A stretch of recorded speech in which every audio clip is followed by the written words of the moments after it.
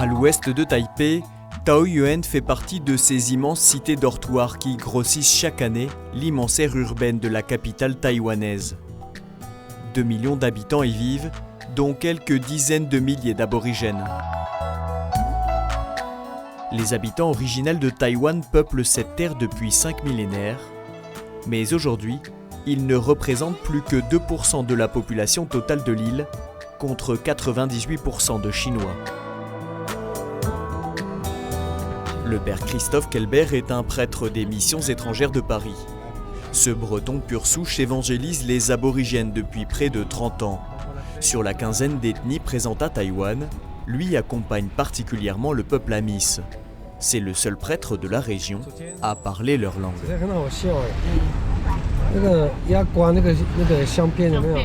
Alors quand il y a des naissances ou des décès, quand il y a un sacrement ou une bénédiction à donner, c'est lui qu'on appelle. Sa mission ne lui laisse que peu de répit. La preuve ce matin, à peine l'avons-nous rejoint à Taoyuan, qu'il nous emmène avec lui en urgence à l'hôpital.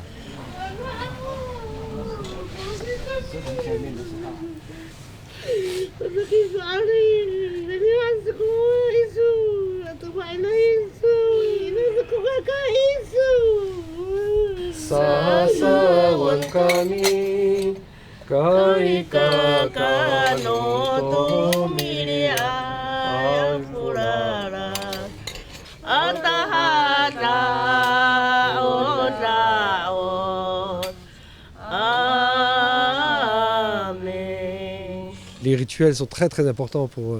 Vous savez, presque 30 ans que je travaille avec les aborigènes, je connais la part de superstition, ils me connaissent aussi. Mais c'est vrai qu'on fait des rites, par exemple, que je ne ferai pas en France. Par exemple, on a un chant spécial en amis, traduit du latin en langue amis, pour apaiser un peu les âmes des défunts. Et donc j'utilise leur culture et leur langue qui leur parle le plus, quoi, en greffant l'évangile là-dessus. Ouais. À Taïwan, un peu moins de 4% de la population est chrétienne. Ce chiffre s'élève à près de 70% chez les aborigènes, à moitié protestants, à moitié catholiques. Ce peuple est donc très réceptif à la parole de Dieu et engagé en faveur des exclus et des plus pauvres. Le père Christophe Kelbert, lui, a créé un centre pour jeunes handicapés mentaux. Il peut compter sur le soutien inconditionnel des aborigènes. Les aborigènes, déjà, ils sont considérés comme une minorité et puis marginalisée en fait, par la société chinoise. S'il y a un problème à Taïwan, il faut chercher du côté des aborigènes, quoi, parce que c'est absolument faux en fait. Les problèmes sociaux qu'il y a, les problèmes de violence, d'alcoolisme, etc. qu'il y a à Taïwan, ça ne touche pas particulièrement les sociétés aborigènes. Donc, il me semble que par le fait même, ils sont beaucoup plus sensibles en fait, à toutes les personnes marginalisées dans la société.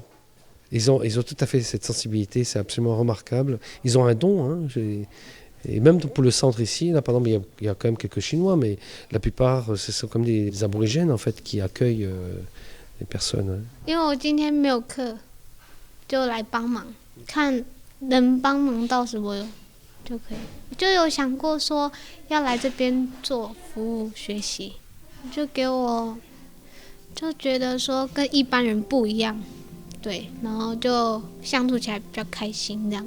差不多啊，都还不错。智商上比较偏僻，然后比较没有像这边那么繁华。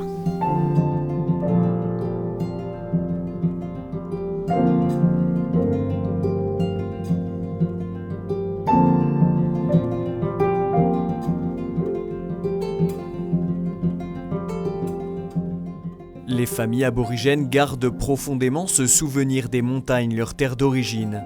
Mais la vie et les conditions climatiques y sont difficiles et le travail manque. Beaucoup ont donc tenté leur chance en ville, comme à Taoyuan.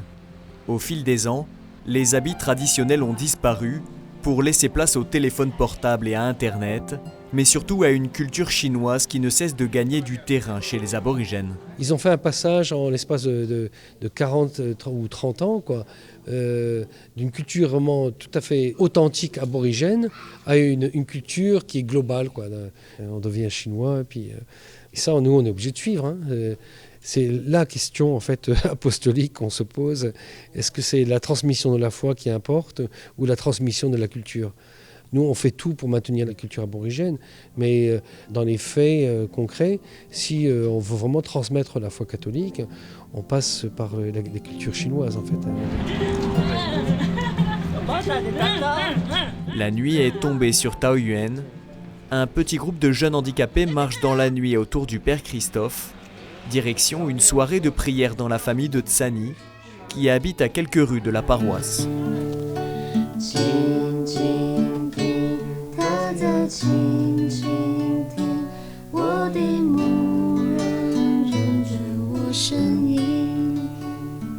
Avant de rentrer au séminaire, donc j'ai fait l'infanterie de marine et il y a quelqu'un qui me disait les missions étrangères dans l'église, c'est la légion étrangère.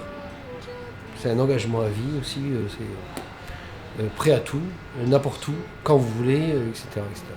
Moi, quand je vois tous ces enfants, puis ces jeunes que j'accompagne, c'est leur faire connaître finalement qu'ils sont aimés. Et puis même s'ils ne voient pas, au moins moi je suis là pour témoigner que Dieu les aime, quoi. Et puis les faire grandir, leur donner le maximum que je peux donner, quoi. Je leur donne, quoi. Donc il y a un côté, un don total. Donc on retient rien en fait. Le Père Christophe a donné sa vie à Dieu et pour les aborigènes de Taïwan. Alors si une partie de son cœur demeure de l'autre côté de l'océan, en Bretagne, l'autre restera ici pour toujours.